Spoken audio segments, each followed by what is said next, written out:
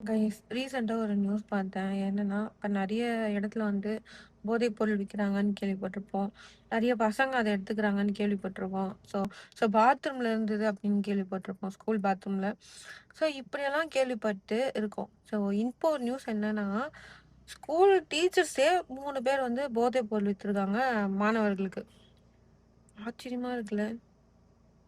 என்னடா இது ஸ்கூல் வந்து ஒரு புனிதமான ஒரு இடம். ஸ்கூல்ன்றது, காலேஜ்ன்றது அவங்க படிக்க போறது ஒரு கோவில் மாதிரி.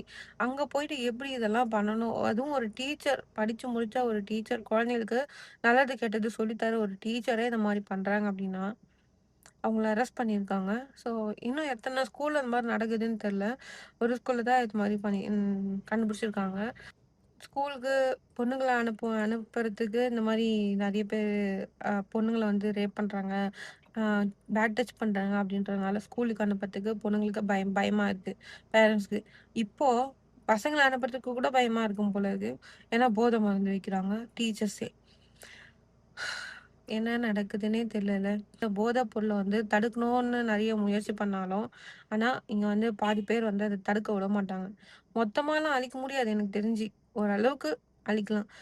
அப்படி இந்த மாரி குடுக்குறவங்களுக்கு மேல பனிஷ்மென்ட் ஜெயில்ல போறது அப்படிலாம் இருக்கக்கூடாது. வேற ஏதாவது ஒரு பனிஷ்மென்ட் பண்ணணும். அப்பதான் அடுத்தவன் விக்கிறதுக்கு பயப்படுவான்.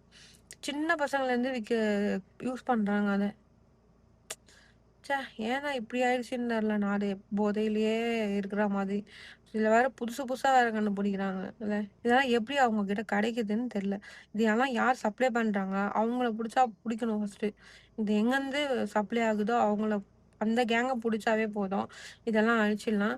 ஸோ ஒன்ஸ் அத யூஸ் பண்ணிட்டாங்க அப்படின்னா, அதில அடிக்ட் ஆயிடுவாங்க. ஸோ அத நிறுத்தறதுக்கும் அவங்களால இது வராது. அந்த போதை ஏத்துக்கணும், அப்படியே அவங்க மைண்டுக்கு தோணிடுமோ என்னமோன்னு தெரியல.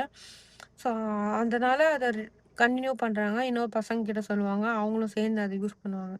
ஸோ இப்படிதான் போதே தவிர, அ ஒரு ஃப்ரெண்ட் யூஸ் பண்றான்னா, இன்னொரு ஃப்ரெண்ட் வேணான்டா அத யூஸ் பண்ணாத. அது தப்பு அப்படின்னு சொல்ல மாட்டான்.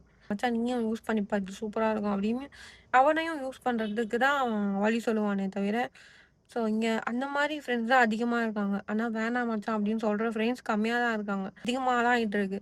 கம்மியா ஆகுற மாரி தெரியல இல்ல. இப்ப ஸ்கூல்லயே வந்து இந்த மாரி குடுக்குறாங்க அப்படின்னா, அது ரொம்ப ஒரு பெரிய ஆச்சரியமா தான் இருக்கு. ஸ்கூல்லயே இந்த மாரி தப்பு நடக்குதா அப்படின்னு. பார்க்கறதுக்கு டீசென்ட்டா தான் இருக்கிறாங்க. டீச்சரா இருக்காங்க. உழைச்சு சம்பாதிக்கிறதுக்கு என்ன? அது இந்த மாரி கேவலமான ஒரு வேலை செஞ்சு தான் சம்பாதிக்கணுமான்னு தெரியல. பணத்துக்காக என்ன வேணாலும் பண்ணுவாங்க போல இருக்குல்ல. இத பத்தி நீங்க என்ன நினைக்கிறீங்கன்னு கமெண்ட்ல சொல்லுங்க. நானும் தெரிஞ்சுக்கிறேன்.